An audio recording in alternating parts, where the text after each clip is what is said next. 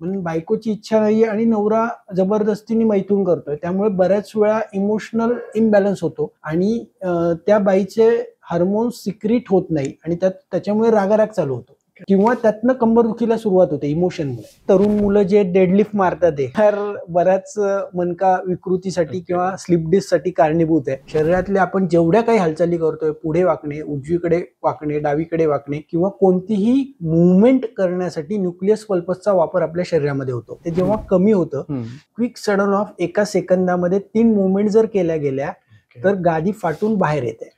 तर कधी कधी सायटिका आणि मलावष्टंभ, पोट साफ न होणं, सायटिका आणि ऍसिडिटीचा त्रास, सायटिका आणि मूत्राशमरी, मूतखडा. शेतकऱ्यांच्या बाबतीत असे जे ओझं उचलतात त्यांच्या बाबतीत होतं की कांद्याचं घमिलंय पटकन उचललं आणि टाकलं जातं आणि ते उचलायचं, हे करायचं आणि टाकायचं. बरोबर. संडास साफ झाली नसते आणि व्यायाम करतात, त्याच्यामुळेही आतड्यांवरती प्रेशर येतं आणि त्यातनं कंबरदुखी वाढते. नी वर खाली सतत हालत असते, पण त्याची मोटिलिटी जर कमी झाली तर पाठीमागनं लंबर थोरॅकोफेशिया जो आहे तो आखडला जातो, पकडला जातो. मग ही ट्रीटमेंट ॲलोपॅथीमध्ये देत नाहीत. बऱ्याच वेळा सोप्यावरती पाय वरती असतात, कॉम्प्युटर पोटावरती घेऊन झोपून काम चाललेलं असतं. बऱ्याच वेळा खाली वाकून बऱ्याच काम चाललेलं असतं, कारण घरातले टिपॉय असतात, त्या टिपॉयवर बसून काम चाललेलं असतं आणि त्याच्यामुळे मान अवघडते. किंवा पोझिशन पण अशी कर्ल मध्ये असते बसली, म्हणजे पाय असे थोडे वर घेऊन आपण तसंही बसतो. आणि मग त्या लोकांना बेबी पण प्लॅन करायचंय पण मणक्याचे पण त्रास आहेत, मग त्या लोकांनी ऑपरेशन करावं की मॅन्युअल थेरपीला जावं किंवा मणक्याचा त्रास असताना बेबी प्लॅन करता येतो का? हे तर एक लक्षात घ्या, ऑपरेशन म्हणजेच मणक्याचा आजार बरा होतो का, तर हा पहिला प्रश्न माझा नाही. मेहुणे आणि मेहुण्यांचे पाहुणे, पण हेच पाहुण्याची माहिती सांगत नाही ती गोराबेल्स पॉडकास्टवर असतेच असते. नमस्कार मंडळी, मी ऋषिकेश, तुमचं स्वागत आहे गोराबेल्स पॉडकास्टवर. खरं तर मला माहिती आहे की आपण सगळेच ना, माझी कंबर दुखतीये किंवा मला थोडंसं पाठीचं काहीतरी दुखणं आहे असं म्हणत असतो, कधीतरी एकदा, कधीतरी खूप वेळेस, किंवा आपल्या घरामध्ये आई, आजी, मावशा ह्या गोष्टी सारखे सांगत असतात. पण नेमकं हे का होतंय, ह्याचं दुखण्यामागची काय कारणं आहेत आणि हे दुखणं आपण कसं बरं करू शकतो, की याला ऑपरेशनच करायला हवं की काही साध्या उपायांमध्ये, की चांगल्या थेरपी घेऊन सुद्धा आपण ह्या गोष्टी रिकव्हर करू शकतो, हेच आपण आज जाणून घेणार आहोत भंडारी सरांकडून. सर नमस्कार. नमस्कार. तुमचं स्वागत आहे भंडारी सर आमच्या पॉडकास्टमध्ये. जसं मी आता इंट्रोड्यूस केलं तसं आम्हाला आज सगळी डिटेल माहिती हवी आहे की का दुखतं पासून ते कसं थांबवलं गेलं पाहिजे. बरोबर, करूयात सुरुवात? Yes sir. आता सगळ्यात पहिला हाच प्रश्न आहे की कंबर का दुखते किंवा कंबर दुखणं म्हणजे काय असतं? कारण बऱ्याच असं होतं ना, कुठेतरी छोटंसं असं वाटतं आणि सगळेच म्हणतात अरे आज खूप कंबर दुखतीये माझी. कंबर दुखणं हे जे बघितलं तर बऱ्याच वेळा आपल्या आयुष्यात बऱ्याच लोकांमध्ये एकदा किंवा दोनदा कंबर ही दुखते. काही लोकांची कंबर ही दीर्घकाळ दुखते, काही लोकांची कंबर ही दुखते आणि थांबते. तर सार्वदेहिक सगळी लक्षणं ही बघता कंबरदुखीचं कारण हे सगळ्यात महत्वाचं पहिलं कारण म्हणजे झटका बसणं. ओके. बऱ्याच वेळा आपण एखादा सिलेंडर उचलतो, एखादा पोतं उचलतो किंवा दिवाळी दसरा आवरायला काढतो घर आणि त्यावेळेस वेळेचं भान नसतं आणि त्या वेळेच्या भान न ठेवता आपण पटापटा आवरण्याच्या मागे किंवा पटापटा ती गोष्ट करण्याच्या मागे एखादी क्रिया किंवा मुवमेंट चुकते आणि झटका बसतो आणि कंबरे आखडते. त्याचबरोबर झोपेमध्ये बऱ्याच वेळा एखादा पिलो आपण चुकीचा घेतो किंवा 2 पिलो घेतो किंवा मान एकदम वाकडी किंवा तिरकी करून ठेवतो आणि ते नकळत खूप वेळ ती कंबर तशीच राहते किंवा मान तशीच राहते आणि तिथनं आखडते. तिसरं कारण आहे आपण बाईक चालवतो. बाईक चालवत असताना बऱ्याच वेळा बाईकचा प्रवास हा दीर्घकाळ आणि झटके बसणं किंवा खड्ड्यातनं गाडी घालणं आणि त्यातनं झटका बसून कंबरची गादी खाली सरकणं, हा एक प्रकार आता समाजात खूप बघायला मिळतो. त्याचबरोबर शेतकरी वर्ग जो आहे आपला, त्या वर्गामध्ये नवीनच जे नुकतेच कामाला लागलेले शेतकऱ्यांची मुलं जी आहेत की ती अतिसाहस काहीतरी करायला जातात आणि वडिलांपेक्षा मी कसं चांगलं काम करतोय हे ह्या भानगडीमध्ये बऱ्याच वेळा ती कंबरलेवरती ताण येतो आणि कुठेतरी उचलताना किंवा कुठली गोष्ट ठेवताना झटका बसतो. तसंच आजकालचे तरुण मुलं जे डेडलिफ्ट मारतात तो एक प्रकार बऱ्याच मणका विकृतीसाठी किंवा स्लिप डिस्कसाठी कारणीभूत आहे. स्वतः मान मोडणं, न्हाव्याकडे जाऊन मान मोडणं आणि त्यातनं माने दुखीला चालू होणं, अशी बरीच कारणं सध्या समाजामध्ये दिसतात आहे की ज्याच्यामुळे मान दुखायला लागते किंवा कंबर दुखायला लागते. हे झालं एक भाग. दुसरा भाग आहे आहार. बऱ्याच वेळा लोक वेळ झाली म्हणून जेवतात, भूक लागली म्हणून कोणी जेवत नाही. त्याचसोबत अति आहार घेणं किंवा आहार अजिबात न घेणं, म्हणजे एकतर धातुक्षय होतो, धातुक्षय म्हणजे ताकद कमी कमी होत जाते आहार न घेतल्यामुळे आणि त्यांनी कंबर दुखायला लागते. आणि आहार अति घेऊन आम तयार होतो आणि आमजन्य विकृती, आम म्हणजे काय तर न पचलेलं अन्न तसेच तसं आतड्यात पडून राहतं आणि त्यामुळे ताप येतो बारीक आणि कंबर आखडते, हात लावला तरी दुखते. धातुक्षयजन्य म्हणजे काय तर जिथे आपल्याला कंबर दाबल्यानंतर किंवा मान दाबल्यानंतर बरं वाटतं, हे म्हणजे धातुक्षयजन्य. तसंच अति पाणी पिल्यामुळे कंबर दुखते, मान दुखते, हे एक मोठं कारण आहे. संडासला लागलीये पण आपण संडासला जात नाहीये, हे पिंढऱ्या दुखण्याचं आणि कंबर दुखायचं मोठं कारण आहे. म्हणजे अशी बरीच कारणं आहेत, ते डिफरन्शियल डायग्नोसिस करणं डॉक्टरकडनं खूप गरजेचं आहे. कंबर दुखते म्हणजे नेमकं पाठीचा जो कणा आहे तो दुखतो, आपण म्हणतो जो मणका आहे तो दुखतो असं आपण म्हणतो, बरोबर, तोच दुखला जातो. आपला जो मणका आहे त्याचं काय महत्व आहे आणि तो कसा काम करतोय? एक लक्षात घ्या, आपण जर सगळे पाळीव प्राणी बघितले, गाय बघितली, म्हैस बघितली, कुत्रा बघितला, बैल बघितला, हत्ती बघितला, तर यांचे मणके हे आडवे. करेक्ट. आपला मणका हा सरळ आहे. का सरळ आहे तर आपण माकडाचे वंशज आहोत आणि माकडाचे वंशज होत होत होत इव्हॉल्युशन होत होत आपला मणका हा सरळ झाला, स्ट्रेट झाला आणि त्यातनं आपल्या बुद्धीचा विकास झाला. बरोबर. मणक्याच्या भोवताली जर तुम्ही बघितलं तर मज्जातंतू आहेत आणि ते मज्जातंतू म्हणजे नर्वस सिस्टीम आहे. That nervous system is help to improve our all functions. यामध्ये आपले सगळे फंक्शन्स जे आहेत, आपली बुद्धी जी आहे, आपले सगळे सेन्सेस जे आहेत, कर्मेंद्रिय आणि ज्ञानेंद्रिय. ज्ञानेंद्रिय म्हणजे काय तर आपले श्वास आपण जो घेतोय त्याच्यामध्ये वास येणं, स्पर्श समजणं, चव समजणं, डोळ्यांनी बघणं, ह्या सगळी इंद्रियांची कामं ही नर्वस सिस्टीम करते. आणि या नर्वस सिस्टीमला कशात ठेवलंय तर पाठीच्या मणक्याच्या मध्ये ठेवलेलं आहे. त्यामुळे कुठल्याही हालचाली आपण ज्या इझिली करतोय, उठणं, बसणं, झोपणं, चालणं, या सगळ्या हालचाली करत असताना मणका जो आहे आपला तो विशिष्ट कार्य करत असतो की जो आपल्याला लिव्हरेज देत असतो. जसं वाकणं आहे, जसं काही उचलणं आहे, एखादी गोष्ट ठेवणं आहे. जर त्याच्यामध्ये चकतीमध्ये न्यूक्लियस पल्पस नसता तर आपण मुवमेंटच करता आली नसती, रोबोट झालो असतो. म्हणून हे मणका जो आहे तो खूप महत्वाचा 2 गोष्टींनी आहे. एक म्हणजे बुद्धीचा विकास आणि दुसरं म्हणजे हालचाली. आता जर न्यूक्लियस पल्पस जे तुम्ही नाव घेतलं ते एक्झॅक्टली काय असतं? एक लक्षात घ्या, आपल्या मणक्यामध्ये 33 मणके आहेत. 33 मणके हे सर्वायकलचे 7 मणके, मानेचे 7 मणके, थोरॅसिक 12, लंबर 5, सॅक्रम 4 आणि कॉकिक्स 4 असे टोटल 33 मणके आपल्या शरीरामध्ये आहेत.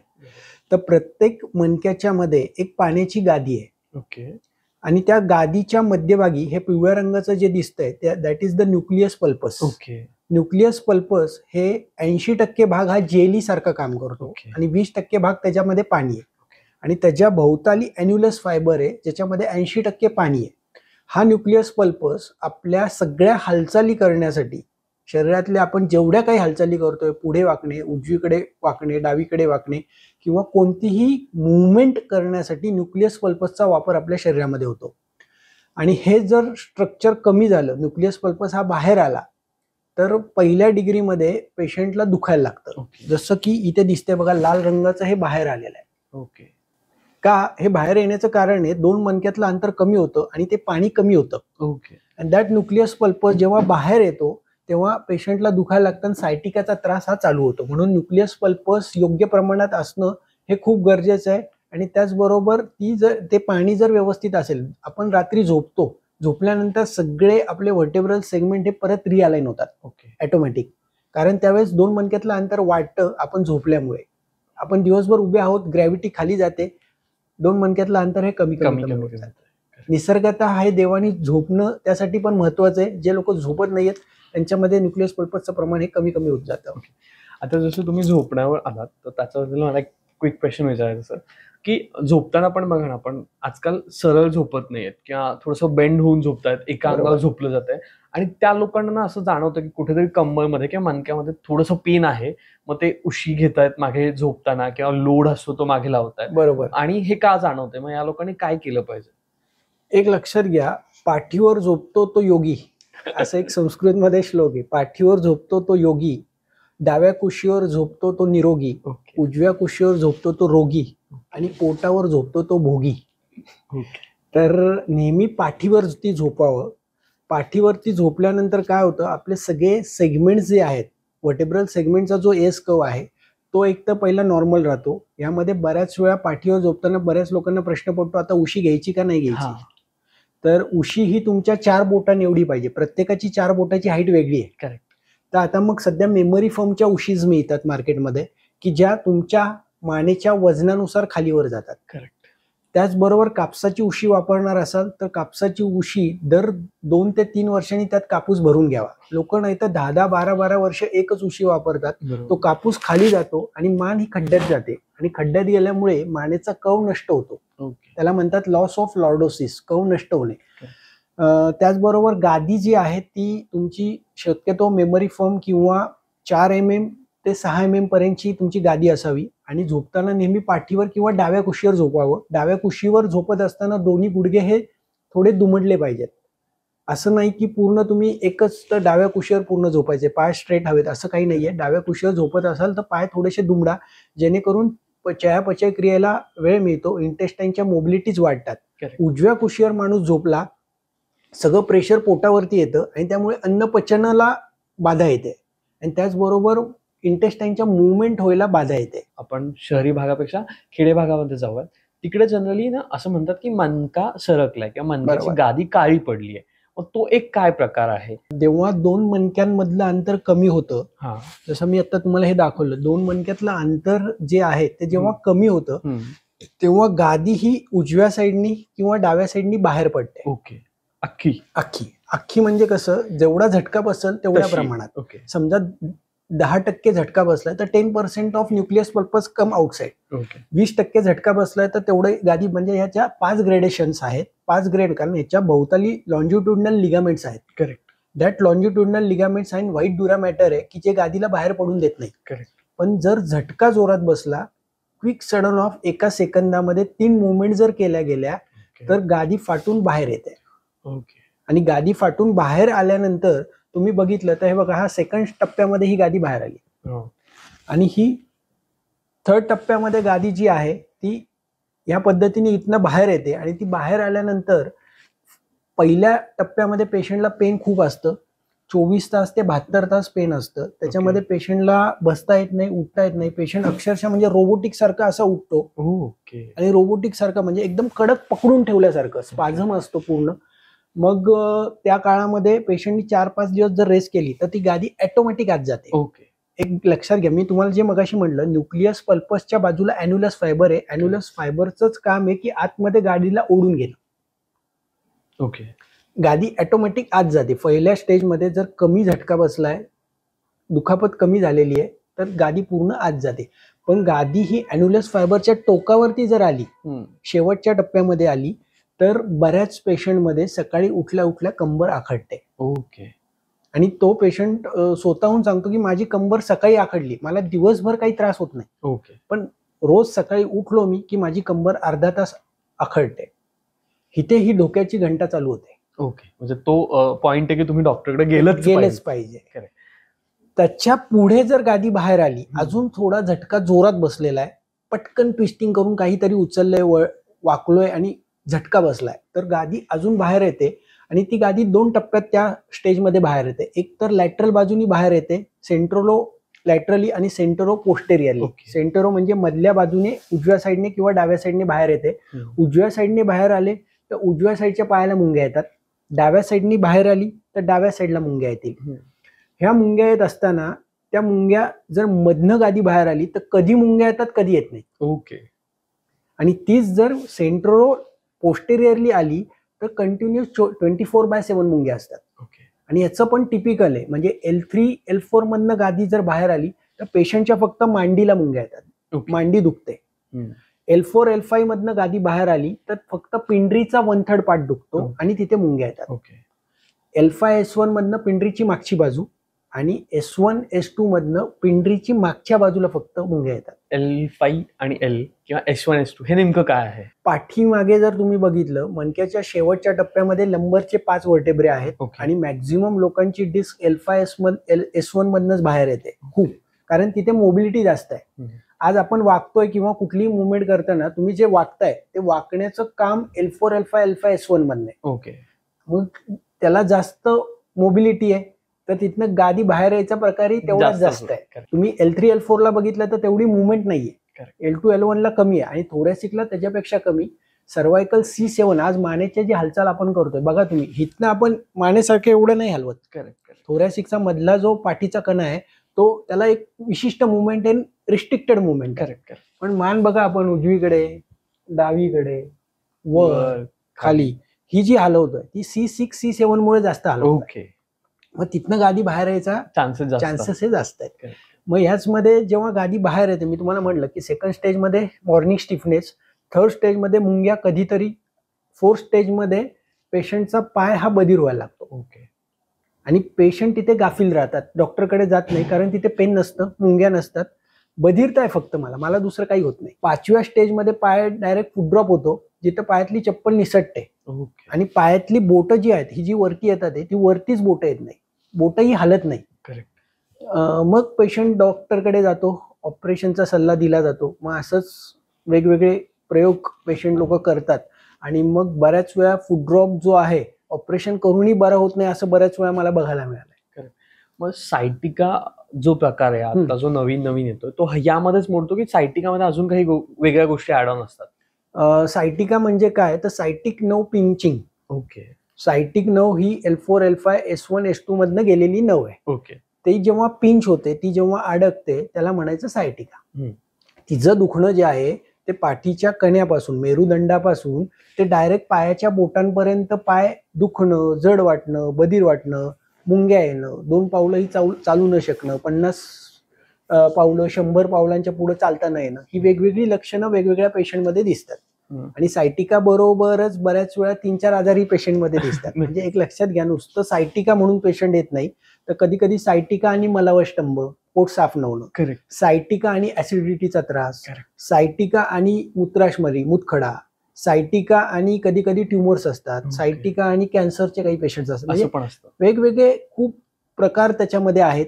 बऱ्याच वेळा सायटिका आणि झिजणं, degenerative changes in the spine, अशी लक्षणं पेशंटमध्ये बघायला मिळतात. आणि प्युअरली काही पेशंटमध्ये सायटिका. मग सायटिका सोबत कधी कधी ऑर्गन इम्बॅलन्स, म्हणजे लिव्हर इम्बॅलन्स आहे, किडनीज इम्बॅलन्स आहे, तिथले लिगामेंट टाईट झालेत, स्प्लिनचे लिगामेंट टाईट झालेत, कार्डियक स्पिंक्टरचे लिगामेंट टाईट झालेत आणि त्याच्यामुळे पण सायटिकाचा त्रास. म्हणजे असे वेगवेगळी लक्षणं पेशंटमध्ये बघायला मिळतात. जसं तुम्ही मल साफ होत नाही असं बोललात, तर बऱ्याचदा हे जाणवतं की बऱ्याच लोकांकडून ऐकायला मिळतं की माझी कंबर दुखते आणि मग मला मल होत नाहीये किंवा मला व्यवस्थित होत नाही, पोट साफ होत नाही मला व्यवस्थित. मग त्याचा काही कनेक्शन्स आहे का आणि कसं? एक लक्षात घ्या, पोट साफ न होणं म्हणजे काय होतं की बऱ्याच वेळा काही लोकांना संडास लागते, पण जिथे काम करतात तिथे टॉयलेटच नसतं, किंवा संडास लागली आहे लेकिन परंतु मुलांचे डबे बनवायचे म्हणून आज बऱ्याच गृहिणी माता, माझ्या बहिणी, त्या संडासला जातच नाही, संडास अडवून ठेवतात आणि त्यांचे मुलांचे डबे झाल्यानंतर ते संडासला जायचा प्रयत्न करतात, तोपर्यंत वेग गेलेला असतो. एक लक्षात घ्या, शिंक आल्यानंतर शिंक काढणं हे योग्य आहे, तसंच संडास लागल्यानंतर संडास करणं हे योग्य आहे. पण संडास लागली तुम्ही थांबवून ठेवली तर मग बऱ्याच वेळा कालावधीनंतर ही सवय जर लागली पेशंटला किंवा कोणा रुग्णांना, तर बऱ्याच वेळा स्पिंक्टर मधली ताकद कमी होते आणि मल हा तसाच साचून राहतो. आणि त्यात कॉन्स्टिपेशन. मग कॉन्स्टिपेशन, माझं पोट साफ झालं की माझी कंबर थांबते, असे जे रुग्ण आहेत त्यांनी भले मग त्रिफळ चूर्ण सारखं औषध किंवा गंधर्व हरितकी सारखं औषध, पंचसकार चूर्ण, इसबगोल सारखं औषध हे वैद्यकीय सल्ल्याने आठवड्यातनं 2 दिवस 3 दिवस रात्री झोपताना घ्यावं, म्हणजे जेणेकरून त्यांचं पोट जर साफ झालं तर ती कंबरदुखी घरच्या घरी बंद होते. त्याला कुठल्याही डॉक्टरकडे जायची गरज नाहीये. म्हणजे साधे काळे मनुके तुम्ही खाल्ले, 2 सुके अंजीर, 10 काळे मनुके जर रात्री झोपताना खाल्ले तर तो मल हा बाहेर पडतो. फक्त त्यात एक गोष्ट महत्वाची लक्षात घ्यायची की संडासला लागला संडासला जायचंय, संडास अडवून ठेवायची नाही, म्हणजे तो त्रास पुढे वाढणार नाही. बरोबर. पण आता जसं आपली जीवनशैली थोडीशी बदलत चालली, थोडीशी म्हणण्यापेक्षा बऱ्यापैकी बदलत चालली, दिवस बसून काम आलेत किंवा कंटिन्यू आपण स्क्रीन समोर अशा आणि अशा पोझिशन मध्ये बघतोय, आणि या लोकांमध्ये पण म्हणजे आता जवळपास मी बघतोय 25 ते 40 या लोकांमध्ये पण मणक्याचे खूप त्रास जाणवतात किंवा खूप प्रकार जाणवतात. मग त्यांनी ते जाणू नये म्हणून काय काळजी घेतली पाहिजे एकतर, आणि ते इतक्या लवकर का जाणवत आहे? एक लक्षात घ्या, वर्कोलिक जीवन आता सगळ्यांचं झालंय. सगळे लोक अंडर स्ट्रेस पण बरेच वेळा काम करतात आणि काही लोक पैसे मिळवायचेत म्हणून काम करतात. पॅशन नसतं पण पैसे मिळवायचे. तर तिथे तो जो वर्ग आहे त्याच्यामध्ये अंडर स्ट्रेस बऱ्याच वेळा अतिताण, अतिचिंता, अतितणाव आणि सतत कामाचं प्रेशर आणि बऱ्याच वेळा आता तुम्ही जर बघितलं तर सगळ्या इंडस्ट्री टार्गेट ओरिएंटेड झाल्या. जो तो कंपनीमध्ये टार्गेट देतोय, तू एवढं काम केलंच पाहिजे, बरोबर, एवढं काम तुझ्याकडनं झालंच पाहिजे. आणि त्या स्ट्रेसमध्ये बऱ्याच वेळा लोकांचे अपर ट्रॅपेजियस मसल, खांद्यांच्या तिथले मसल सुचतात आणि तिथनं मणक्याच्या त्रासाला सुरुवात होते. तसंच जसे कॉम्प्युटरवरती काम करणारे माझे मित्रमंडळी आहेत ते बऱ्याच वेळा 6-6 तास, 8 तास, 12 तास आणि ते वर्क फ्रॉम होम जो प्रकार आहे आता तो फार विचित्र प्रकार आहे. लोक 17 तास आणि 18 तास त्याच्यावरती बसतात. ते लोक अंडर बसून बसून त्यांचे एक तर घरी बेसिकली जे लोक वर्क फ्रॉम होम काम करणार आहेत, तुमचा कॉम्प्युटर, तुमचा लॅपटॉप हा विशिष्ट टेबल आणि विशिष्ट खुर्चीवर बसून करा. बऱ्याच वेळा मी बघतो की गादीवरती झोपून आरामशीर लोक काही बऱ्याच वेळा करतात आणि त्यामध्ये काय होतं, 1-1, 2-2, 3-3 तास एकाच पोझिशन मध्ये चुकीचं बसतात. बऱ्याच वेळा सोप्यावरती पाय वरती असतात, कॉम्प्युटर पोटावरती घेऊन झोपून काम चाललेलं असतं. बऱ्याच वेळा खाली वाकून बऱ्याच काम चाललेलं असतं, कारण घरातले टिपॉय असतात, त्या टिपॉयवर बसून काम चाललेलं असतं आणि त्याच्यामुळे मान अवघडते. किंवा पोझिशन पण अशी कर्ल मध्ये असते बसली, म्हणजे पाय असे थोडे वर घेऊन आपण तसंही बसतोय आणि ते चालू असतं. त्याच्यात आपण पोझिशन बघतच आहे मणक्याची किती कर आहे किंवा काय. तिसरं गोष्ट जी आहे ती महत्वाची म्हणजे 1 तास बसल्यानंतर कंपल्सरी उठायचंय आणि 1 तासानंतर 3 ते 4 मिनिटं चाला आणि मग परत बसा, म्हणजे तुमचा मणक्याचा त्रास हा वाढणार नाहीये. जे लोक वर्क फ्रॉम सिटिंग आहे, जे लोक उभं राहून काम करतात, बऱ्याच वेळा मी काही कंपन्यांमध्ये लेक्चर द्यायला जातो. मोठ्या मोठ्या ज्या कंपन्या आहेत की ज्यांच्याकडे 400-500 लोक वर्कर्स आहेत, कमिन्स कंपनीत माझे एक 7-8 पेशंट जे होते की त्यांना सगळ्यांनाच मणक्याचा त्रास होत होता. तर आम्ही सर्वे केला आणि ते सर्वे केल्यानंतर बघितलं की त्यांची मशीनचे पार्ट बनवल्यानंतर ते उचलून चुकीच्या अवस्थेत ते ठेवत होते. त्यांचा जो स्टँड होता तो त्यांच्या 3 मुवमेंट एकसाथ करत होता आणि 3 मुवमेंट केल्यामुळे प्रत्येक त्या मशीनवर जे लोक काम करत होते सगळ्यांना मणक्याचा त्रास होत होता. मग आम्ही त्यांना त्या कंपनीतल्या व्यवस्थापकांना सांगितलं की तुम्ही असं नका करू, तुमची 2 मुवमेंट ते उचलून फक्त खाली ठेवा, विनाकारण तुम्ही तिसरी मुवमेंट त्यांना देऊ नका, त्याच्यामुळे रिस्ट्रिक्शन येते लंबर रिजनवर. मग हाही पार्ट आपण बघितला पाहिजे. जर कंपन्यातल्या लोकांमध्ये एकसारखं काम करत असताना 8-10 लोकांना जर तो त्रास होत असेल तर ती करण्याची पद्धत काहीतरी बदलली पाहिजे. आता जर तुम्ही 3 मुवमेंट म्हणालात, त्या कुठल्या 3 मुवमेंट असतात ज्याने रिस्ट्रिक्शन येतं? एक लक्षात घ्या, आपण 3 मुवमेंट एका सेकंदामध्ये जर केल्या, एका सेकंदामध्ये पुढे वाकलो, उजवीकडे वळलो, पटकन डावीकडे आलो आणि त्याच्यामध्ये आपल्या हातात 30 किलोपेक्षा किंवा 15 किलोपेक्षा जास्त वजन आहे, त्या अवस्थेत जर्क बसण्याचे चान्सेस जास्त आहेत. तुम्ही जर 12वीला फिजिक्समध्ये आपल्याला सॅटेलाइटचा लॉ शिकवला होता. ग्रॅव्हिटेशनल फोर्स मध्ये एका लेवलला टॉर्क आणि फोर्स असेल, गोल गोल भोवरा फिरतो, पण त्याच भोवऱ्याला मी जर स्पीड वाढवला तर ती गोष्ट सॅटेलाइट मध्ये फेकली जाते. सेम गोष्ट मणक्याची गादी ही एका विशिष्ट टॉर्क फोर्सला व्यवस्थित राहते, पण तो टॉर्क फोर्स वाढला तर गादी ही बाहेर फेकली जाते. नक्कीच.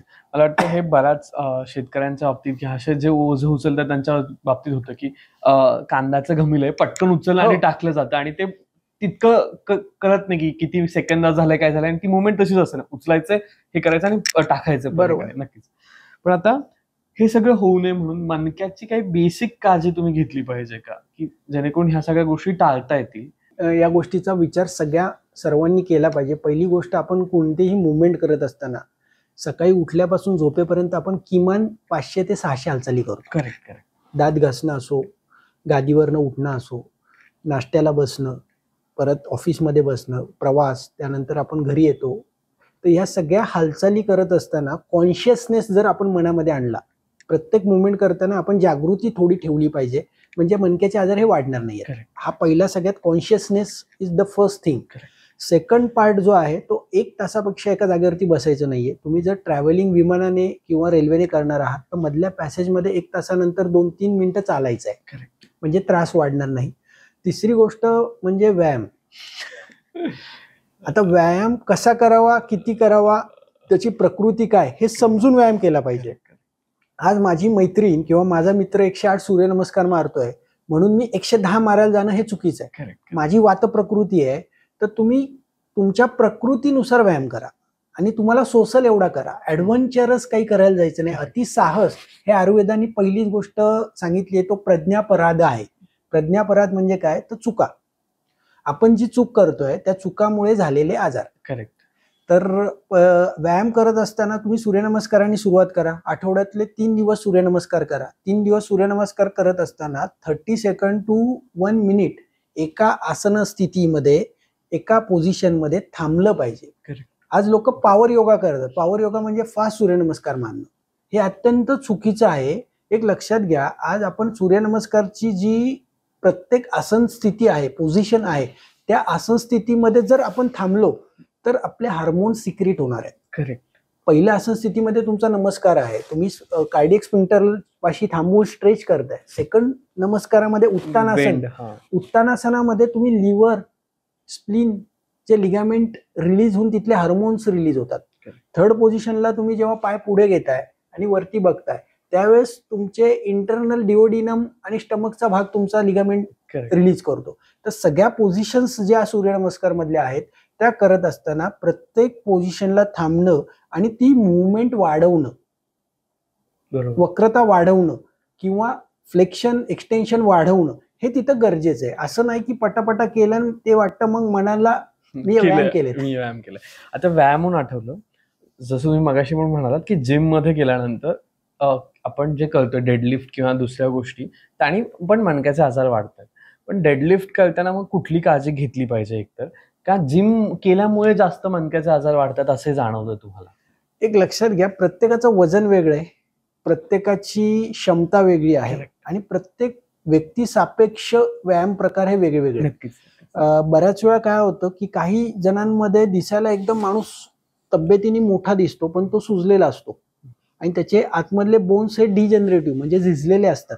तर त्या काळामध्ये त्यांनी जर डेडलिफ्ट मारल्या तर तिथे बोन घसरतात आणि फ्रॅक्चरचे चान्सेस बरेच बघायला मला केसेस मिळाल्या. काही वर्ग असा आहे की एक कॉलेजमधले जे युवक आहेत बऱ्याच वेळा ते काही खातच नाही. शेक संस्कृती आता आली आहे. शेक म्हणजे वेगवेगळे ज्युसेस, दुधामध्ये फळं, दुधामध्ये चॉकलेट्स, दुधामध्ये पायनॅपल, दुधामध्ये बरीच कुठल्याही प्रकारचे मिल्कशेक्स, दिवसभर फक्त शेकच घ्यायचे आणि ते शेक घेतात आणि त्याच्यावर डेडलिफ्ट. म्हणजे एक लक्षात घ्या, तुम्ही डेडलिफ्ट मारणार आहात तर तुमचा आहार पण तसा पाहिजे. असं नकोय की नुसतं डेडलिफ्ट मारताय आणि आहार काहीच घेत नाही. करेक्ट. ट्रेनर व्यवस्थित पाहिजे. पहिल्या दिवशी तुम्ही पूर्ण आसन स्थितीत जाऊच नका.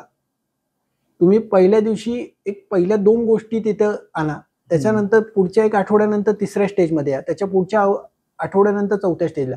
आजकाल काय झालंय की पहिल्याच दिवशी प्रत्येकाला त्या पोझिशन मध्ये आणायची इच्छा असते. पहिल्या दिवशी सगळ्यांना सुपर हिरो सारखं बॉडी बिल्डर व्हायचं ते होतच. आणि त्याच्यामध्ये पहिल्याच दिवशी लोक अति डेडलिफ्ट मारतात किंवा चुकीच्या अति डेडलिफ्ट मारणं आणि त्याच्यामुळे खूप मणक्याचे विकार वाढत चालले. त्याच्यामुळे एक पहिला तुम्ही यम नियम आसन हा पहिला पातंजलींनी सांगितलेला क्रम आहे.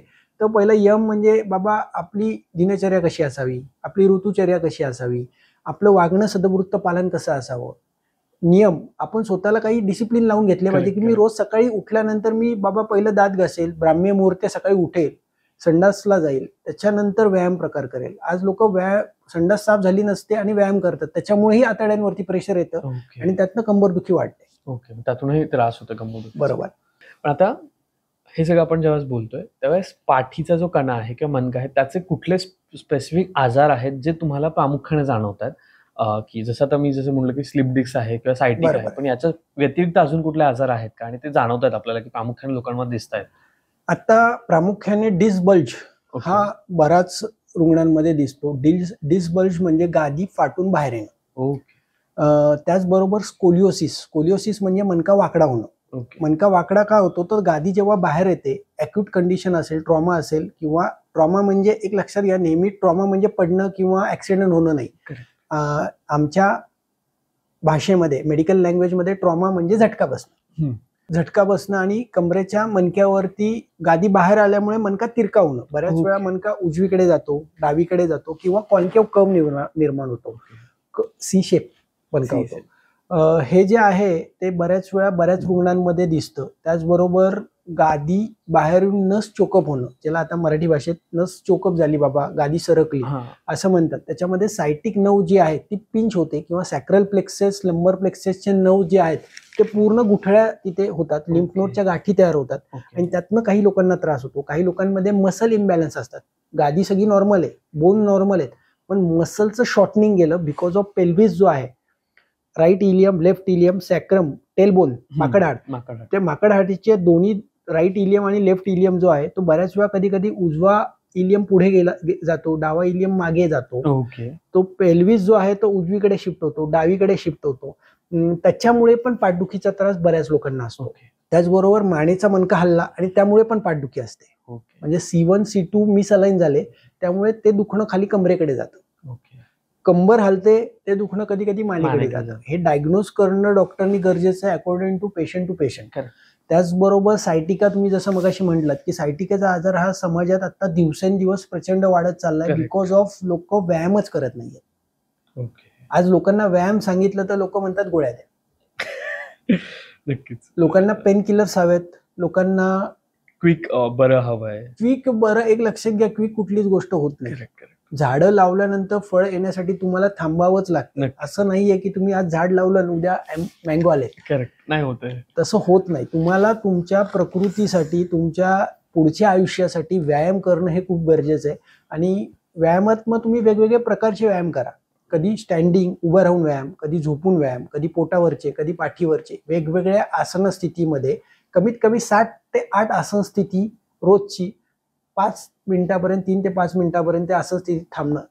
तुम्हाला आवडेल ते जरी व्यायाम केले तुम्ही तर मणक्याचा आजार होत नाही. त्याचबरोबर स्लिप डिस्क, तुम्ही जे मगाशी म्हणलात, स्लिप डिस्कचाही प्रकार आता दिवसेंदिवस वाढत चाललाय आणि लोक माझ्याकडे 2 वेळा 3 वेळा ऑपरेट करून स्लिप डिस्कचे पेशंट येतात. आता मला त्याचं जायचं होतं की बऱ्याचदा असं होतं की स्लिप डिस्क आलं किंवा मणक्याचा पाठीचा आजार आला, आपण खूप चांगल्या हॉस्पिटलमध्ये गेलो तर आपल्याला एक महिनाभराच्या गोळ्या दिल्या जातात आणि सगळेच बोलतात की हे महिनाभर खाऊन बघा, नाही वाटलं तर पुन्हा येऊयात. मग त्याच्यानंतर आपण सिटी स्कॅन, MRI सगळं करायला लावतात आणि त्याच्यानंतर आपल्याला सांगतात की आता ऑपरेट केलं पाहिजे. बरोबर. या प्रोसेसला आपण कसं बघता एकतर, आणि ही कशी थांबवू शकतो आपण? पहिली गोष्ट यामध्ये प्रामुख्याने आपण बघितली पाहिजे की कुठलाही मणक्याचा आजार किंवा कुठल्याही प्रकारची पाठदुखी, कंबरदुखी ही पेशंट सकाळी उठल्यापासून झोपेपर्यंत काय करतोय आणि काय केलंय त्याची हिस्ट्री घेतली गेली पाहिजे.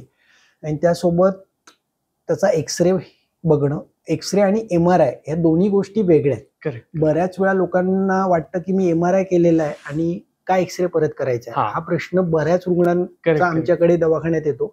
एक लक्षात घ्या, MRI मध्ये तुमची फक्त लॅटरल बाजू दिसते. लॅटरल बाजूने गादी किती बाहेर आली हे दिसते, पण रूट कॉज दिसत नाही. गादी बाहेर आली आहे आणि बाबा डिस्क बल्ज झालाय, डिस्क हर्निएशन झालंय, डिस्क पोट्रुजन झालंय, ऑस्टिओफाइट्स आलेले आहेत, degenerative changes in the spine आलेत, लिगामेंटम फ्लॅवम टिअर झालेला आहे, असं स्टिनोसिस झालेलं आहे, हे MRI मध्ये दिसतं. परंतु त्याचा रूट कॉज जो आहे तो दिसत नाही. त्याच्यासाठी एक्सरे, स्टँडिंग उभं राहून एंटेरो, पोस्टेरियर आणि लॅटरल एक्सरे काढला तर सॅक्रमचा बेस समजतो की कुठे मिसअलाइन आहे. आणि त्याचबरोबर मणक्याचा एक्सरे घेत असताना नेहमी मानेचा आणि कमरेचा, जर मिड थोरॅसिक मध्ये दुखत असेल तर मिड थोरॅसिकचा, असे 3 एक्सरे घेतले गेले पाहिजेत. आणि ते एक्सरे घेतल्यानंतर 2 मणक्यातलं अंतर कसं आहे, स्पायनस प्रोसेसेस कशा आहेत, ऑब्च्युरेटर फोरामेनचे डायमीटर कसे आहेत, सॅक्रोइलिएक जॉईंट मधले डायमीटर कसे आहेत, हे सगळं बघणं हे खूप गरजेचं आहे. बऱ्याच वेळा ते न बघता लोक ऑपरेट करतात आणि ऑपरेट करून परत ती डिस्क बाहेर येते. मी थोडंसं तुमचं प्रश्न जो होता त्याला फार मोठ्या ह्यानी पुढे गेलो, पण आता परत थोडंसं मागे येतो मी. तर जे ऑपरेशन जे आहे ते ऑपरेशन करतात म्हणजे काय करतात, तर जी आलेली गादी आहे बाहेर ती गादी कट केली जाते. आणि ती गादी कट करण्याला डिस्टेक्टॉमी किंवा लॅमिनेक्टॉमी म्हटलं जातं. पण ती गादी कट जरी केली तर 2 मणक्यातलं जे अंतर इथे कमी झालेलं आहे ते अंतर तसंच राहतं. फक्त गादी कट केली तुम्ही, फक्त डिस्क वरती जे मणक्यावरती नववरती जे प्रेस येत होतं ते कट केलं. परंतु गादीतलं अंतर आज ॲलोपॅथी डॉक्टर वाढवू शकत नाहीये आणि त्याच्यामुळे 3-4 महिन्यांनी परत गादी बाहेर येते. म्हणजे माझ्याकडे आता कमीत कमी 2 वेळा, 3 वेळा, 4 वेळा ऑपरेट केलेले कमीत कमी 100-150 रुग्ण आहेत. तर एक लक्षात घ्या, ऑपरेशन म्हणजेच मणक्याचा आजार बरा होतो का, तर हा पहिला प्रश्न माझा नाही. ठीक आहे, 2-3% पेशंट ज्यांचे 2 व्हर्टेब्रल सेगमेंट मधलं अंतर नॉर्मल होतं आणि ऑपरेट केलेलं आहे तर तो पेशंट बरा होणार आहे 100%. परंतु ज्यांचं अंतर कमी झालंय किंवा मणका तिरका झालाय, एक लक्षात घ्या, मणका तिरका झालेला मणका तुमचा गादी कट केल्यामुळे सरे नाही होत. आज लोक ऑपरेट करून येतात पण बऱ्याच वेळा त्यांचं स्ट्रक्चर वाकडं झालेलं असतं. तुम्ही रस्त्यावरने चालतानाही जर बघितलं, काही जणांची कंबर ही मागे आलेली असते, कंबर तिरकी झालेली असते, शोल्डरचा भाग उजवीकडे गेलाय, कंबर डावीकडे शिफ्ट झाली आहे, किंवा छातीचा भाग पुढे गेलाय, कंबर मागच्या साईडला आली. आज खेडेगावात आपण बघितलं तर हे स्ट्रक्चर बऱ्याच लोकांचं दिसतं. पण ते स्ट्रक्चर अंगावर काढतात लोक, आणि त्या कालांतराने परत ती कंबरदुखी चालू होते आफ्टर ऑपरेटिव्ह. कारण ऑपरेशन जरी लोकांनी वाचवता येतं, आणि ऑपरेशन वाचवण्यासाठी मॅन्युअल थेरपी ज्या आहेत त्याचा खूप चांगल्या प्रकारे उपयोग होतो. मॅन्युअल थेरपीज मध्ये काय येतं, म्हणजे काय असतं? मॅन्युअल थेरपीमध्ये कोणताही रुग्ण जेव्हा दवाखान्यात आला तर त्याला पहिली गोष्ट सगळ्या चारी बाजूने 6 फुटावरनं बघितलं जातं. उभं राहून स्टँडिंग मधनं त्याचे शोल्डर्स कसे आहेत, त्याच्या पेल्विस कसे आहेत, त्याचे गुडघे कसे आहेत, त्याची पावलं कशी आहेत, त्याची ग्रॅव्हिटी कशी आहे, तो कुठल्या साईडला झुकलाय, काय चांगलंय, काय बिघडलंय, हे दोन्ही बघितलं जातं. पण मग 6 फुटाहूनच का असं? 6 फुटावरनं आपला डॉमिनंट आहे म्हणजे प्रत्येक माणसाचा उजवा डोळा किंवा डावा डोळा हा डॉमिनंट असतो, आणि 6 फुटावरनं त्याला जर बघितलं गेलं तर त्याची ग्रॅव्हिटी समजते. ती ग्रॅव्हिटी कशी समजते मी थोडं एक तुम्हाला पुढच्या स्लाइड मध्ये दाखवणार आहे, म्हणजे तुम्हाला त्याच्यावरनं समजेल. आपण आता या पीपीटी वरती बघतोय बघा की पेशंट जो आहे 6 फुटावरनं चेक केल्या गेल्यानंतर पेशंटची पुढची बाजू, मागची बाजू, उजवी बाजू, डावी बाजू या चारही बाजूंनी जर पेशंट बघितला गेला तर बऱ्याच वेळा बरेच गोष्टी क्लिअर होतात की पेशंटची फ्लेक्सर मसल्स किती वर्किंग आहेत, एक्सटेन्सर मसल किती वर्किंग आहेत. म्हणजे पेशंटला न विचारता एक्झॅक्ट डायग्नोसिस होऊ शकतं की नक्की कुठे दुखतंय. एक लक्षात घ्या, बऱ्याच वेळा आज ॲलोपॅथी डॉक्टर हे MRI ला नीट करतात आहे, बरोबर, पण मॅन्युअल थेरपिस्ट हा पेशंटला बरा करतोय. हे विनोदाने नका घेऊ, कारण ही जी गोष्ट आहे ती मला माझ्या अख्ख्या 19 वर्षाच्या प्रॅक्टिसमध्ये जाणवली. बऱ्याच वेळा पेशंटला क्लिनिकली एवढं चेक केलंच जात नाही की एक मणका चेक करणं आणि ॲक्युरेट माकड हाडापर्यंत चेक करत जाणं, आणि चेक केल्यानंतर आम्ही नर्वोस्कोप नावाचं हे US मोशीन आहे. This is the नर्वोस्कोप. हे आम्ही पाठीच्या पहिल्या मणक्यापासून ते माकड हाडापर्यंत लावत जातो, आणि एक्झॅक्ट आता 9चं टेम्परेचर किती आहे. This is the 9 thermometer. It use where is a inflammation in the disc. आता ॲक्युरेट कुठे डिस्क वरती इन्फ्लामेशन, हे आता फक्त अमेरिकेत वापरलं जातं, भारतात आता कोणी वापरत नाहीये. तिसरी गोष्ट, आपण जिलेट टेस्ट करतो की नक्की कोणता मणका किती डिग्रीने हल्लाय, पुढे गेलाय, मागे गेलाय, उजवीकडे गेलाय, डावीकडे गेलाय. त्यासोबत त्याच्या पुढे पेशंटचं सिटिंग आणि स्टँडिंग काही एक्झामिनेशन करतो, फेशियल अलाइनमेंट चेक केली जाते, आणि त्याच्यानंतर पेशंटचा एक्सरे, MRI बघितला जातो, आणि ते सगळं बघून एक डायग्नोसिस केलं जातं की नक्की पेशंटला मणक्याचा त्रास हा कशामुळे आहे. मग तो बऱ्याच वेळा पॅथॉलॉजिकल आहे का मेकॅनिकल आहे, करेक्ट, का सायकोलॉजिकल आहे. सायकोलॉजिकल. येस. बऱ्याच वेळा पॅथॉलॉजिकल म्हणजे काय, तर CRP, ESR, युरिक ऍसिड हे वाढलेलं असतं. कधी कधी TB सारखा पॉट डिसीज, मणक्याला खड्डे पडतात आणि TB मणक्याचा असतो. त्याचबरोबर काही पेशंटमध्ये ESR प्रचंड वाढलेला असतो, इन्फ्लामेशन असतं, आणि CRP वाढलेला असतो. त्याच कंडिशनमध्ये बऱ्याच पेशंटला मणक्याचा त्रास होतो. तिथे आखडण असते. संचारी वेदना, संचारी म्हणजे आज मणका पाठ दुखेल, 2 दिवसांनी मान दुखेल, 3 दिवसांनी मिड थोरॅसिक दुखेल, चौथ्या दिवशी मग सांधे दुखतील, असं संचार. एक सांधा झाला की दुसरा सांधा दुखतो, एकसारखं दुखत नाही.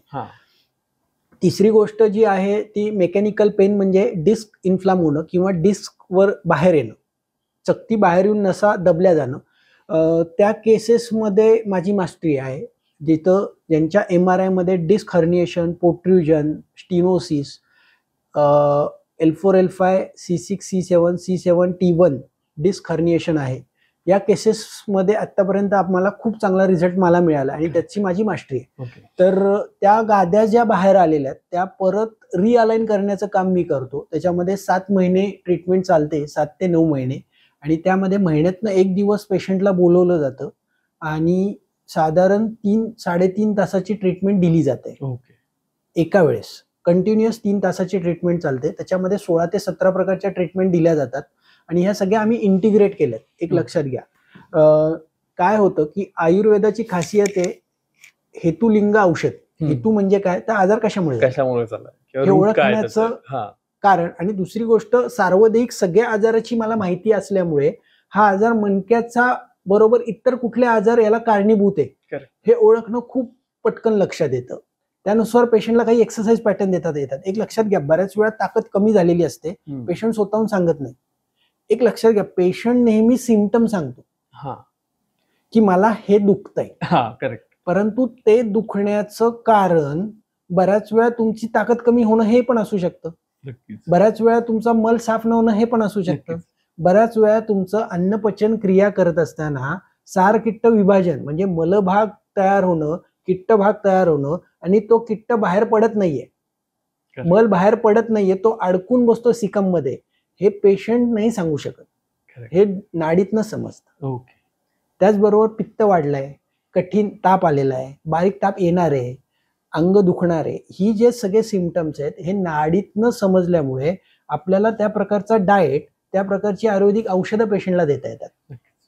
आता हा झाला आयुर्वेदाचा भाग. त्याबरोबर मर्मचिकित्सा ही ट्रॅडिशनल आपण वापरतो, त्याच्यामध्ये वेगवेगळे पॉइंट्स आहेत शरीरामध्ये की ते पॉइंट्स दाबल्यानंतर त्या मसल रिलीज होतात. ओके. शरीरामध्ये साधारण 107 पॉइंट्स आहेत की ज्याच्यामध्ये मानेचा समजा दुखतंय तर मानेच्या आजूबाजूला काही मर्मस्थानं आली, त्या मर्मस्थानावरती प्रेस केलं, त्या मर्मस्थानाला मोबिलाइज केलं, स्क्वीज केलं, ओढलं, ताणलं तर तिथल्या मानेच्या आजूबाजूचे मसले रिलीज होतात. आणि त्याचा तुमच्याकडे एक्सपिरियन्स आहे की हातखंडा आहे म्हणून तर तुम्हाला जमतंय. बरोबर आहे. त्याच्या पुढची जी ट्रीटमेंट आहे ती म्हणजे फेशियल मॅनिप्युलेशन. फेशियल मॅनिप्युलेशन मध्ये टोटल 10 लेवल्स आहेत. त्या 10 लेवल्स मध्ये पहिल्या लेवलमध्ये आपण ब्रीथ बॅलन्स करतो पेशंटचा. ओके. पहिल्या महिन्यामध्ये ब्रीथ बॅलन्स केला जातो. ब्रीथ बॅलन्स म्हणजे काय, बऱ्याच वेळा माझ्याकडे आर्ट ऑफ लिव्हिंगचे काही टीचर्स येतात की आम्ही श्रीश्रींची जी क्रिया करतोय ती क्रिया केल्यानंतर 100 क्रिया केल्यानंतर जो एक्सपिरियन्स आहे तो एक्सपिरियन्स आम्हाला पहिल्या ट्रीटमेंटनी मिळालाय. आणि हे वाक्य स्वतः महेश गिरी म्हणजे गिरनारचे मठाधिपती आणि आर्ट ऑफ लिव्हिंगचे डायरेक्टर त्यांनी मला ते सांगितलं की ती क्रिया केल्यानंतर मला मिळालेला तो एक्सपिरियन्स आहे. म्हणजे ब्रीथचे मसल, ब्रीथसाठी लागणारे जे मसल आहेत त्याला आम्ही रिअलाइन करतो. नक्कीच. आणि श्वास एकदम पूर्ण 100% डोक्यापासून पायाच्या बोटांपर्यंत व्हायला लागतो. सेकंड सेशन मध्ये आम्ही फूड बॅलन्स करतो. फूड बॅलन्स मध्ये फूडचे जे मसल्स आहेत ते बॅलन्स केल्यामुळे चालणं जे आहे ते इझिली होतं आणि पेशंटला वाटतं की मला नवीन पाय लावलेत का. हो.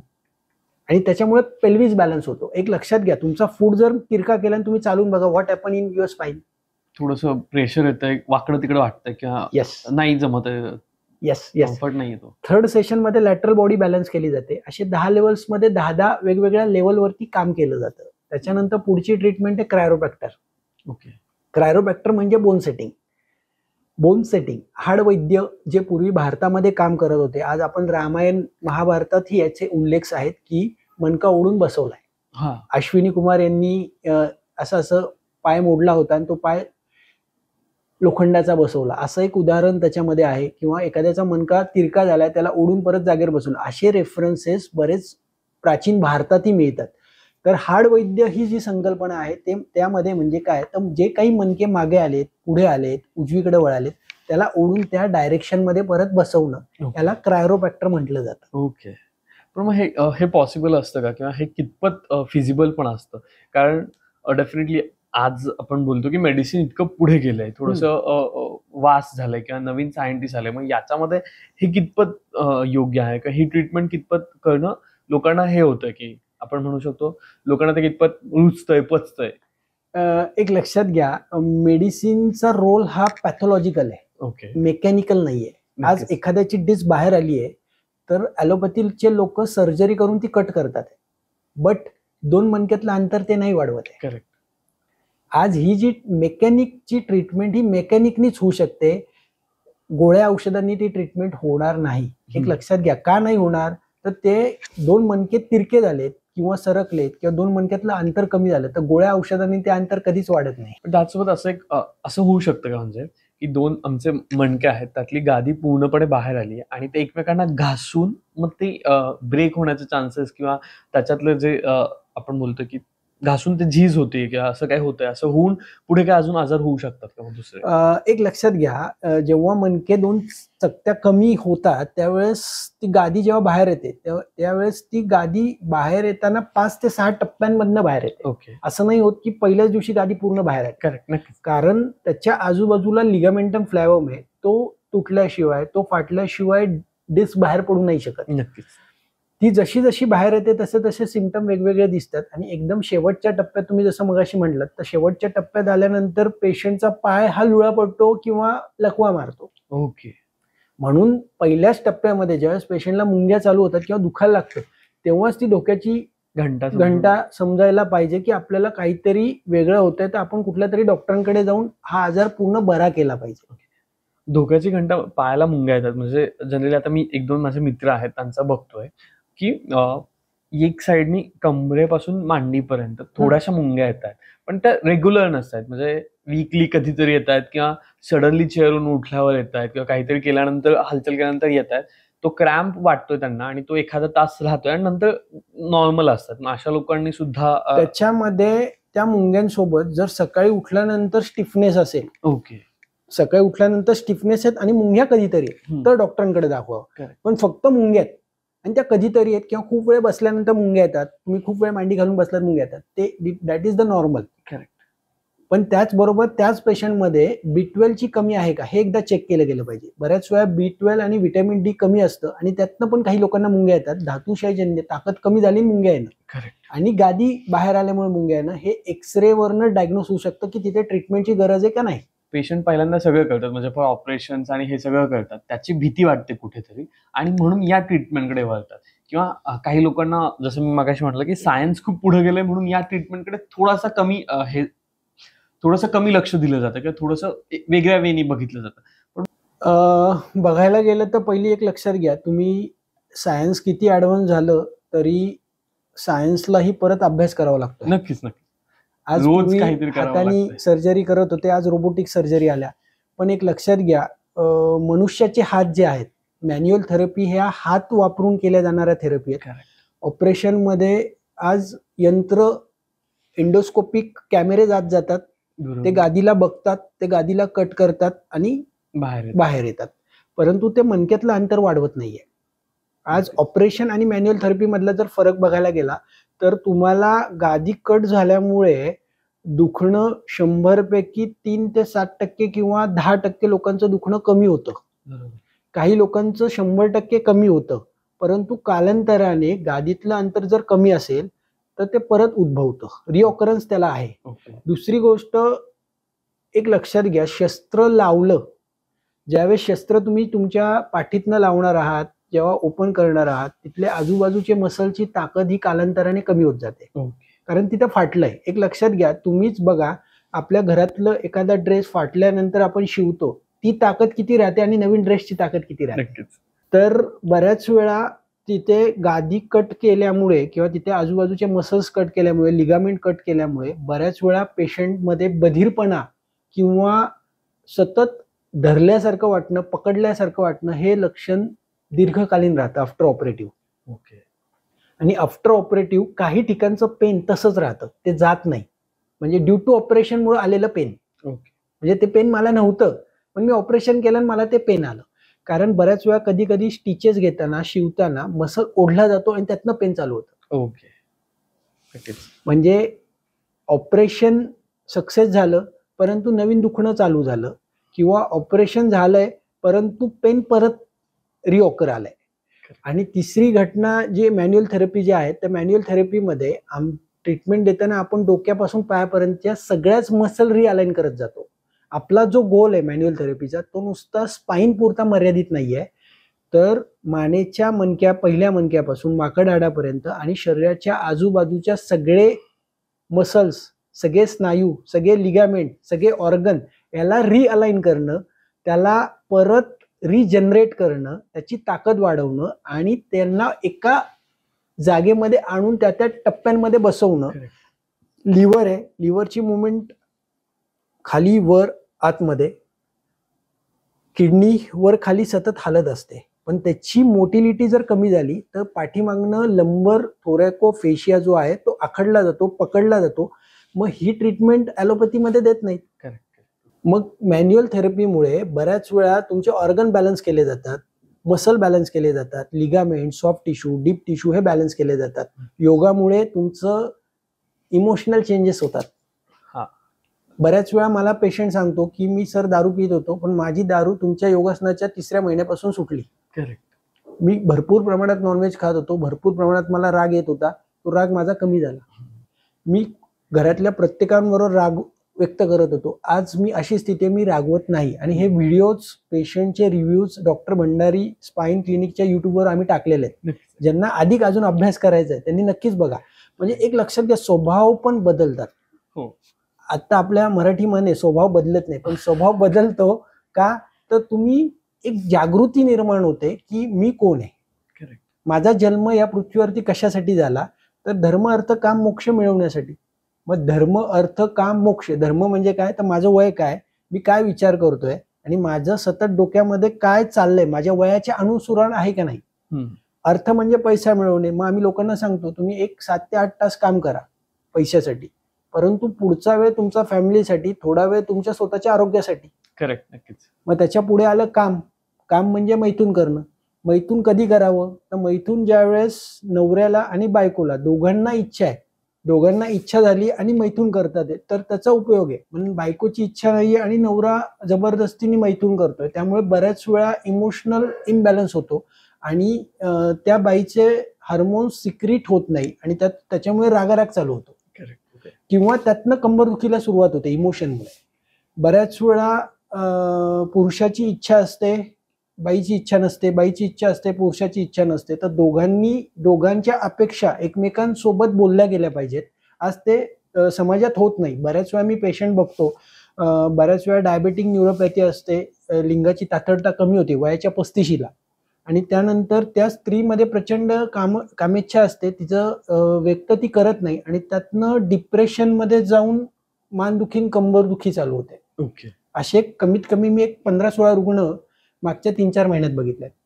तर जी काही इच्छा तुमची आहे ती तुमच्या नवऱ्यासोबत, तुमच्या बायकोसोबत तुम्ही सविस्तर शांतपणे बसून चर्चा करा.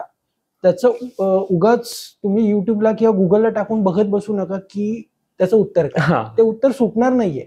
तुम्ही तुमच्या पार्टनर सोबत की मला काय हवंय, माझी अपेक्षा काय आहे, मला कसं हवंय, कशा पोझिशनमध्ये हवंय, या सगळ्या गोष्टींचा विचार विनिमय जर केला तर तुमच्या दोघांच्या बुद्ध्यांमध्ये जो वाढलेला इमोशनल आहेत, जे हार्मोन्स आहेत, ते व्यवस्थित सिक्रीट होतात. कारण डोपामाइन सिक्रीट नाही झालं तर माणसाचं सुख म्हणजे डोपामाइन. आज आपल्याला चॉकलेट खावंसं वाटतंय, इडली खावीशी वाटतेय, हे कुठनं व्यक्त होतं, दॅट डोपामाइन सिक्रीट, आणि ते केल्यानंतर मला आनंद होतोय. तर मग ही जी घटना आहे, ही जी गोष्ट आहे, ती बऱ्याच वेळा लोकांनी समजून घेतली पाहिजे. मग लोक टीका करतात आणि ते बेडरूमच्या आतमधली भांडणं बाहेर जातात आणि त्यातनं त्रास चालू होतो दोघांनाही आणि त्यातनं इमोशनल इम्बॅलन्स होऊन बऱ्याच वेळा मग ते प्रेशर किडनीवरती येतं, ते प्रेशर लिव्हरवरती येतं, ते प्रेशर मेंदूच्या क्रेनिओसॅक्रल फ्लुइड, राईट फ्रंटल कॉर्नल सुचरवरती येतं आणि त्यातनं वेगवेगळे आजार निर्माण होतात. त्याचबरोबर आता मोक्ष म्हणजे काय, तर मोक्षाची व्याख्या सरळ सोपी आयुर्वेद शास्त्राने केली की तुम्हाला डॉक्टरांनी सांगितलंय रोज सकाळी उठल्यानंतर योगा करायचा आहे. तुमचं अंतर्मन म्हणतंय की हो मला योगा करायचा आहे, परंतु सकाळी 7 वाजता तुमची एक खास मैत्रीण आली आणि ती म्हणते की चल ग पिक्चरला जाऊ, सकाळच्या शोची तिकीट आहेत. मग तुमचं अंतर्मन म्हणतंय की मला योगा करायचा आहे, बाह्य मन म्हणतं की पिक्चरला जायचंय. तुम्ही कुणाचं ऐकता? तुम्ही अंतर्मनाचं ऐकताय तर तुम्ही मोक्ष मार्गाला निघालात आणि तुम्ही बाह्य मनाचं ऐकताय तर तुम्ही खाली घसरत चाललेला आहात. कारण आपले 3 स्विचेस आहेत, सात्विक स्विच, राजसिक स्विच आणि तामसिक स्विच. सात्विक स्विच हा तुम्हाला सगळ्यात चांगल्या गोष्टी करायला लावतो. तुम्ही जे काही तुमच्या हातनं चूक जरी झाली तर पश्चातापाची भावना निर्माण करतो. राजसिक स्विच हा फक्त आनंद बघतो आणि तामसिक स्विच हा सगळ्यांचं वाईट करणं, वाकडं बोलणं, चुकीचं करणं ह्याकडे घेऊन जातो. त्याच्यामुळे आपलं अंतकरणाचं आत्मनं ऐकणं आणि अंतकरण हे नेहमी सात्विक स्विच आहे. म्हणून जर जीवनशैली या पद्धतीने जर केली तर मणक्याचेच आजार हे तर कमी होतीलच, पण बाकीचेही आजार काही वाढणार नाही. तर आता जसं तुम्ही मॅन्युअल थेरपी आम्हाला खूप छान प्रकारे एक्सप्लेन केली, मग याच्यात काय शाश्वती असते की रुग्ण 100% बरा होईल आणि किती दिवसात बरा होईल बेसिकली? कारण लोकांना असतं ना, आता मी ट्रीटमेंट तर सुरू केली, पण तो कॉन्फिडन्स यायला पण एक वेळ लागतो आणि बरोबर. तो 100% रिझल्ट द्यायला डेफिनेटली वेळ लागतो. कारण जसं तुम्ही म्हणालात की आज झाड लावलं उद्या फळ मिळणार नाही, तर मग किती दिवसात माणूस बरा होतो एकदम व्यवस्थित? मॅन्युअल थेरपीमध्ये पेशंट रिक्रूट करताना क्रायटेरिया हा आम्ही पहिला ठरवला आहे, इन्क्लुजन आणि एक्सक्लुजन. इन्क्लुजन म्हणजे काय, तर कोणता पेशंट आपल्याला घ्यायचा आहे हे क्लिअर कट विजन आहे. म्हणजे बऱ्याच वेळा रेड फ्लॅग, कारण मी जेव्हा US मध्ये आणि सिंगापूरमध्ये काम करत होतो तिथे ते लोकांचं एक सगळ्यात मला आवडलेली गोष्ट की कोणता पेशंट आपण रिक्रूट करायचा आणि कोणता पेशंट घ्यायचा नाहीये. करेक्ट. हे खूप सुंदर प्रकारे आम्हाला शिकवलं गेलं. त्याच्यामुळे जे पेशंट डिस्क बल्ज आहेत, डिस्क हर्निएशन आहे, डिस्क एक्सक्रूड झालेली आहे, ज्यांचे एपिकॅनॉल 4 आहेत, स्टिनोसिस झालंय, असे पेशंट आपण रिक्रूट करतो. परंतु ज्या पेशंटमध्ये कॉन्ट्रा इंडिकेशन म्हणजे रेड फ्लॅग की असं कोणता पेशंट घ्यायचा नाही, तर ज्याच्यामध्ये अँड्रोलिस्थेसिस आहे, जिथे तुमचा फॅसेट ब्रेक झालाय आणि गादी ही पुढे आली आहे. फॅसेट ब्रेक झाल्यानंतर गादी ही पुढे येते, म्हणजे मनकाच पुढे येतो. ओके. तशा केसेसमध्ये तुम्हाला ऑपरेशनच लागतं. करेक्ट. जिथे एव्हियन आहे, अव्हॅस्क्युलर नेक्रोसिस आहे, ट्युमर्स आहेत, कॅन्सर सारखे पेशंट आहेत, ज्यांचे केमोथेरपी चालू आहेत, असे पेशंट आपण घेत नाहीत. त्यामुळे मॅन्युअल थेरपीला जिथे मेकॅनिक्स प्रॉब्लेम आहेत, जिथे मनका सरकलेलाच आहे आणि गादी फाटून बाहेर आली, अशा कंडिशनचेच पेशंट आपण ट्रीटमेंटसाठी घेतो आणि त्यांना महिन्यातनं एक दिवस बोलवलं जातं. साधारण 3-3.5 तासाचे उपचार दिल्यानंतर साधारण एक 7 ते 9 ट्रीटमेंटमध्ये पहिल्या 3ऱ्या महिन्यात आपण एक्सरे रिपीट करतो. पहिल्या दिवशी एक्सरे रिपीट, 3ऱ्या महिन्यात एक्सरे रिपीट, 7व्या महिन्यात एक्सरे रिपीट आणि 8व्या महिन्यात MRI रिपीट. साधारण 7 ते 9 ट्रीटमेंटमध्ये आतापर्यंत साधारण एक 9,000 लोकांच्या MRI मधल्या गाद्या ह्या पूर्ण आत गेल्यात आणि ऑपरेशन 100% वाचलंय. म्हणजे ज्यांना स्ट्रॉंगली रिकमेंडेड की ऑपरेशनची केस आहे, ऑपरेशन शिवाय बरे होणार नाही, असे कमीत कमी आता काही 8 ते 15 स्पाइन सर्जन स्वतः ट्रीटमेंटला आहेत. ओके. आणि त्यांना हायली रिकमेंडेड बाय US मधले त्यांचे काही मित्र परिवार जो आहे, काही डॉक्टर्स जे आहेत, त्यांनी रिकमेंड माझं नाव केलं. कारण कसं होतं, ह्या थेरपी इंडियामध्ये नाहीच आहेत. भारतात एकत्रित प्रमाणे या 15-16 थेरपी करणारा मी एकटाच आहे. त्यामुळे लोकांना पहिला विश्वासच बसत नाही की हे कसे काय सांगतात. करेक्ट. आज 8 डॉक्टर सांगतात की ऑपरेशन करायचंय आणि तुम्ही सांगता ऑपरेशन नाही करायचं. आणि ज्यावेळेस मग आम्ही लोकांना सांगतो तुम्ही एक काम करा, आमच्या दवाखान्याच्या बाहेर वेटिंग मध्ये नुसतं बसा, ज्यांच्या ट्रीटमेंट चालू आहेत, ज्यांची 6वी-7वी ट्रीटमेंट चालली, त्यांना भेटा, बोला तुम्ही, मग तुम्हाला समजेल की त्याचा फायदा काय. नक्कीच. कारण काय होतं, जोपर्यंत एक 8-10 लोकांशी ते चर्चा करत नाही, बघत नाही, युट्यूबचे रिव्ह्यूज बघतात लोक आणि मग त्यांना वाटतं की हो हे होण्यासारखं. कारण आता मी बघतो माझ्याकडे बऱ्याच वेळा गोपीचंदजी पडळकर, मोहनजी भागवत, तानाजी सावंत सर, असे बरेच पेशंट आता दवाखान्यात त्यासाठी येऊन गेलेत आणि त्यांनाही खूप चांगला फरक पडल्यामुळे तेही लोकांना आता प्रमोट करतात इंडियामध्ये की तुम्ही ऑपरेशन आधी करू नका, पहिलं ही थेरपी घेऊन बघा. कारण या थेरपीचं एक वैशिष्ट्य आहे की कुठला पेशंट घ्यायचा आणि कुठला नाही घ्यायचा ते डिसाईड करतो. डिसाईड केल्यामुळे रिझल्ट हे 100% आहेत या थेरपीमुळे. त्यामुळे असं नाही होत की या थेरपीमुळे फायदा नाही झाला, परंतु ज्या केसेसमध्ये संधिवात आहे आणि स्पाईनचा त्रास आहे, मग तिथे पेशंट थोडेसे नर्वस होतात की हा संधिवातामुळे दुखतंय का नेमकं कशाने, का मणक्यामुळे दुखतंय.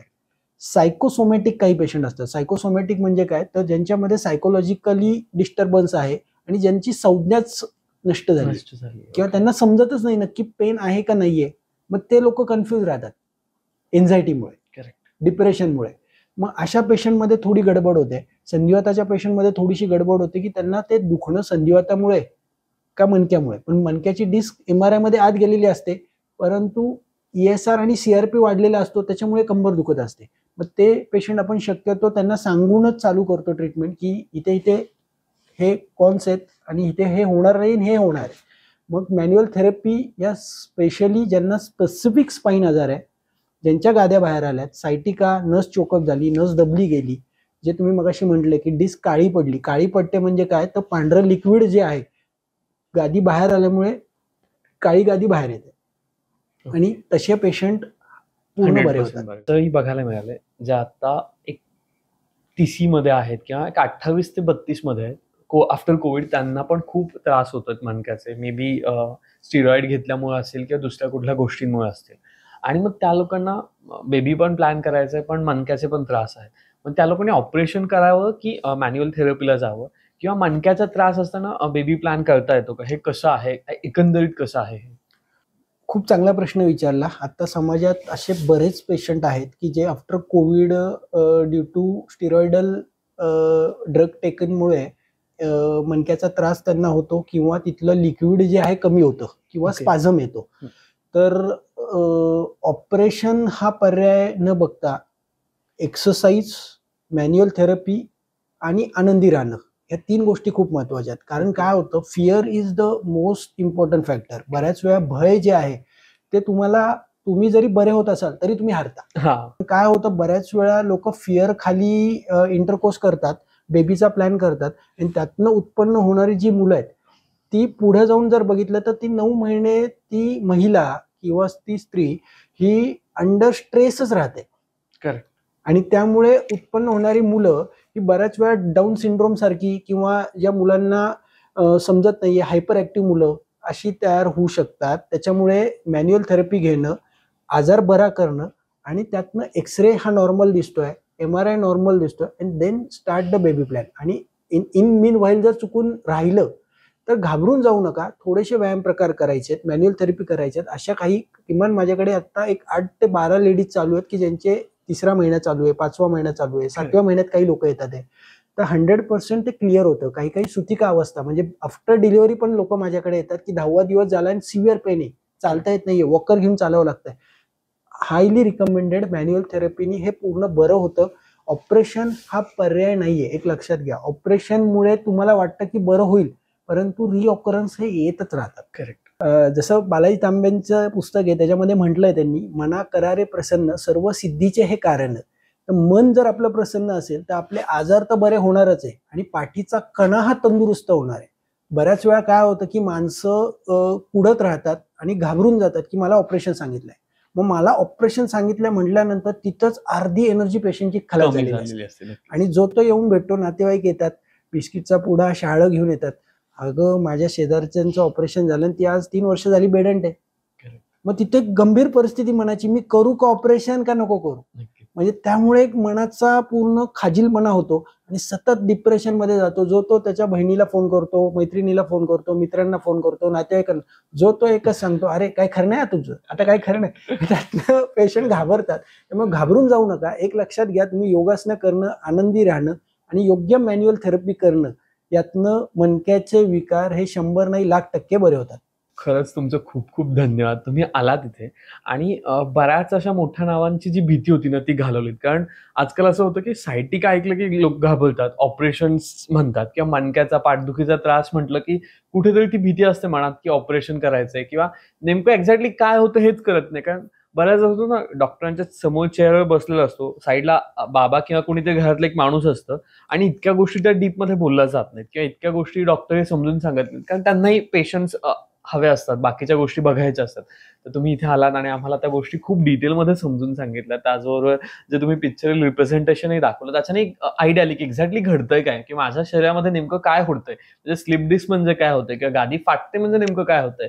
त्याच्यासाठी खरंच खूप धन्यवाद. त्याचबरोबर हा एपिसोड तुम्हाला कसा वाटला ते कमेंटमध्ये सांगायला विसरू नका. आणि तुम्हालाही कंबरदुखी, पाठदुखी किंवा मनका याच्याशी रिलेटेड काही गोष्टी असतील तर भंडारी सरांचं जे क्लिनिक आहे त्याचं जे डिस्क्रिप्शनमध्ये ॲड्रेस आणि डिटेल्स दिलेले आहेत तिथे व्हिजिट करू शकता. त्याचबरोबर सरांचे युट्यूबला खूप सारे व्हिडिओज आहेत की कुठल्या योगा किंवा कुठला व्यायाम प्रकार कसे करायचे आणि आपल्या पाठीच्या मणक्यासाठी कशी काळजी घ्यायची तेही चेक करायला विसरू नका. सगळ्याच्या लिंक्स डिस्क्रिप्शन बॉक्समध्ये दिलेल्या आहेत, तर त्या एकदा जरूर चेक करा. पुढच्या एपिसोडपर्यंत धन्यवाद.